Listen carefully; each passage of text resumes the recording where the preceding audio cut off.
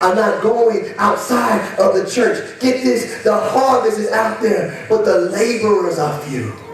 Man, this Sunday, we got people inside church. 2 weeks ago, or 3 weeks ago, we had Easter services, right? We had the rest of the services. People all inside the church of God. People go to church all the time, and the world's still messed up because we are in here, but we're not doing anything out there. Y'all ain't heard me. We're not the labor. We are the harvest. It's all out there, but the laborers are few. I want you to look around, and I'm going to go ahead and say it. I'll say it every time. On Wednesday night, I said it before, but when on Sunday, I said it. Look at the empty seats inside of here. The harvest is out there, but we got to get to the point that we got compassion on the harvest and say, Lord, here am I, send me. There's some people out there who need you, God. I remember when I needed you, God. Lord, put some compassion in my heart. Give me your heart, that when I see them, I say, no, that's a soul who needs to be saved. God, send me.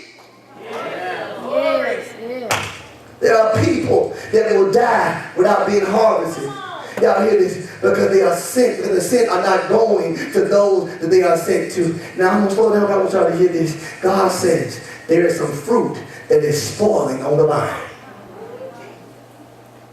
I want y'all to hear that, people of God inside of here. I want God to stir up something inside your life. There is some fruit that is spoiling on the vine. My father had a pear tree.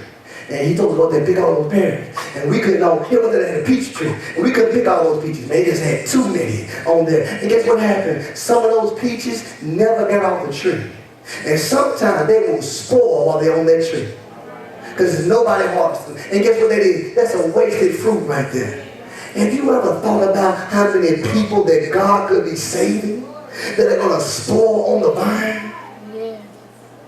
Have you ever thought about that? That people that God could be saving, they could be in the house of God being used, but they're going to spoil on the vine because the people of God have no heart for them. That we talk about them, that we speak on them, but we have no heart for them. Lord, began to get on me about this. And Daniel, how many people did you come into contact with every day who going to spoil on the vine?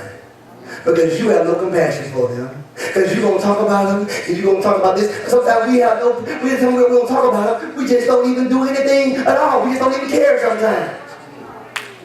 Watch people just go and spoil on the vine. Watch them with great voices that should be in the house of God. Watch them with great gifts that should be used by the house of God. And we watch them spoil on the vine. Y'all better hear me? That's why I tell some of my young people inside. That's why I tell you. That's why some of y'all, when I don't see y'all in a while, I'm going to go check up on you. Because I don't want you spoiled on the vine. Get mad if you want to. Pastor calling me. Well, why are you doing this? Because guess what? I don't want you to spoil on the vine. What a waste of harvest and labor when the fruit is falling on the vine. Do you know how bad my mama would be at me, would be at us, if she went down that road and supposed to pick those peas and we left all those peas on the vine? That's a waste, isn't it? That means we planted, we dug up the ground, we watered, we sowed, we did all these things, and yet when the harvest is ready, we don't even want to pick it.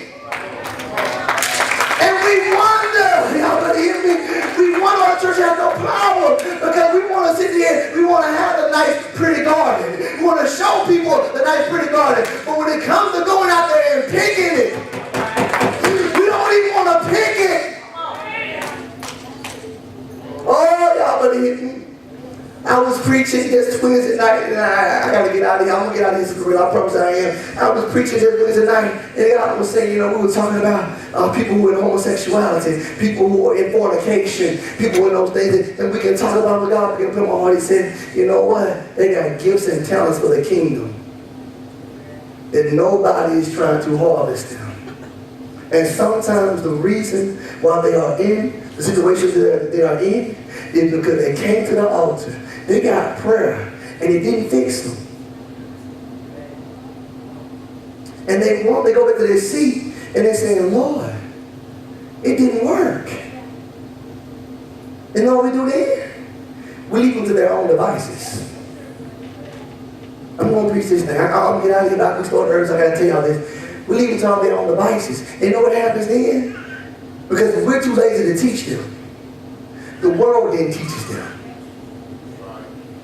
I was listening to somebody that was talking about some homosexual stuff. Man, there's a whole lingo for homosexual. I ain't even know nothing about it. They can tell a lot of stuff because the little words and lingo they use, little signs they give each other. You know? I knew nothing about it.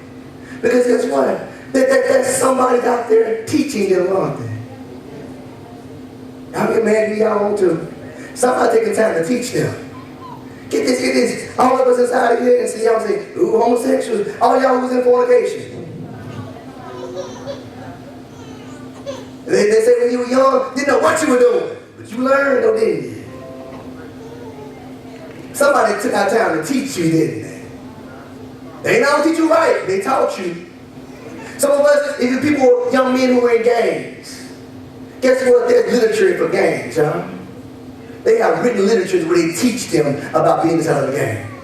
And God said, they do all that, but you don't think that you can lay hands on somebody at one time, send them back to their seat, and never take out time to teach them. You see, you got to replace bad teaching with good teaching.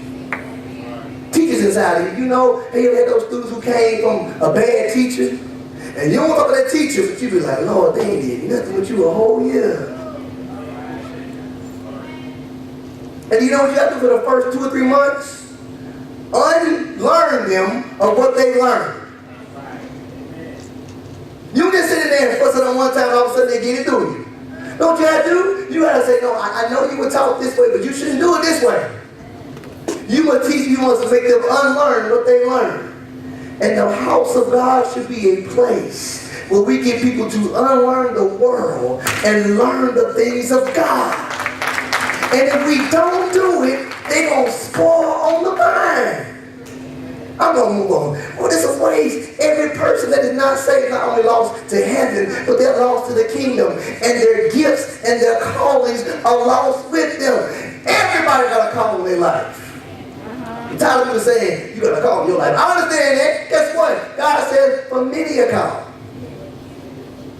Did the Bible say that?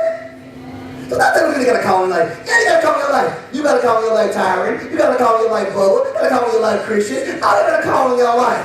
Guess what? You all do. The Bible says many are called, but few are what? So the problem is, well, what if they gifts and they're calling off with them? What if no one was sent to TD Jakes? You ever heard his story? He said he had backslid.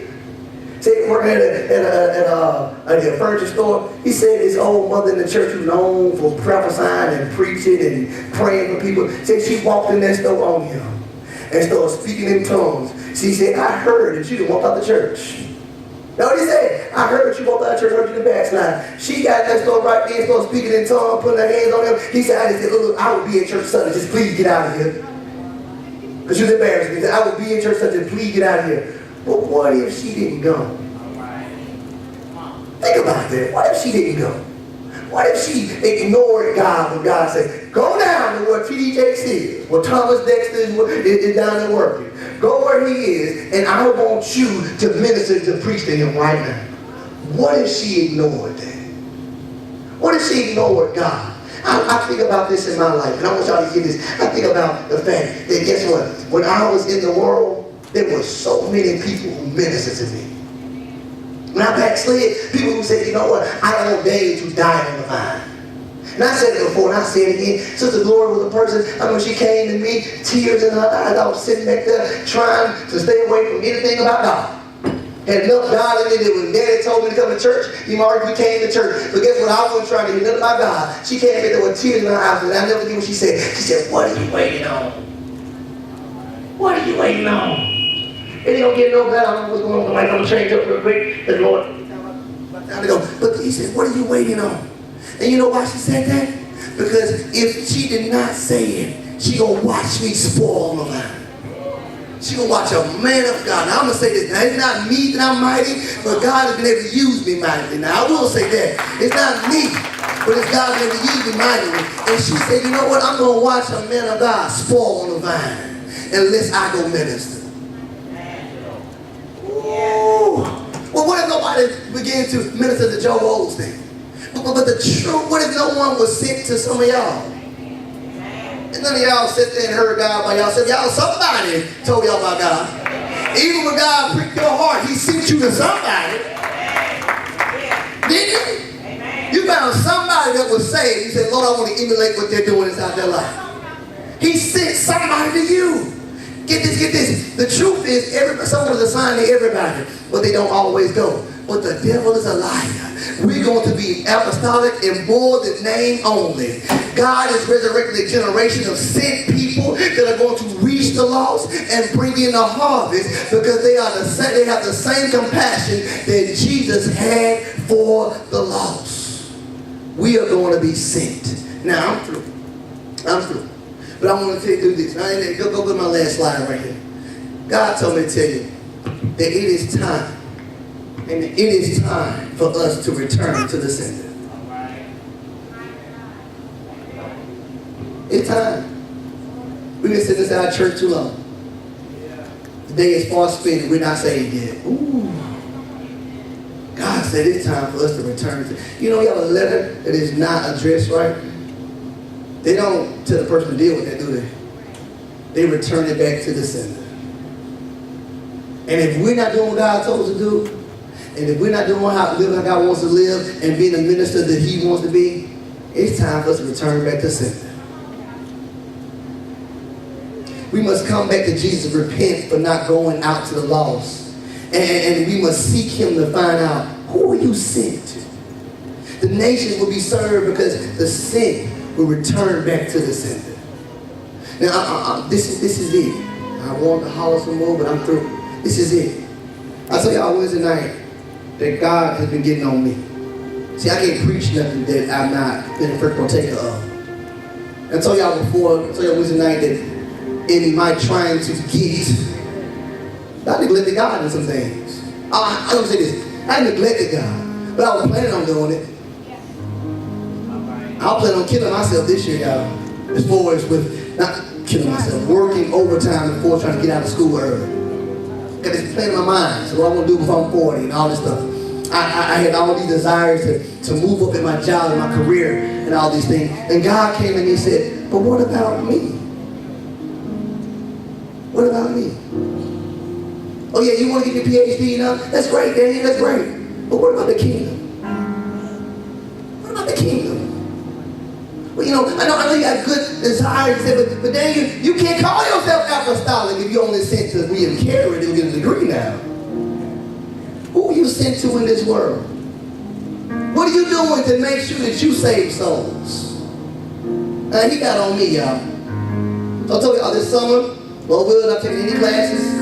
Fall or winter, I'm taking one. I want to take 3 and get all my stuff over with and just move.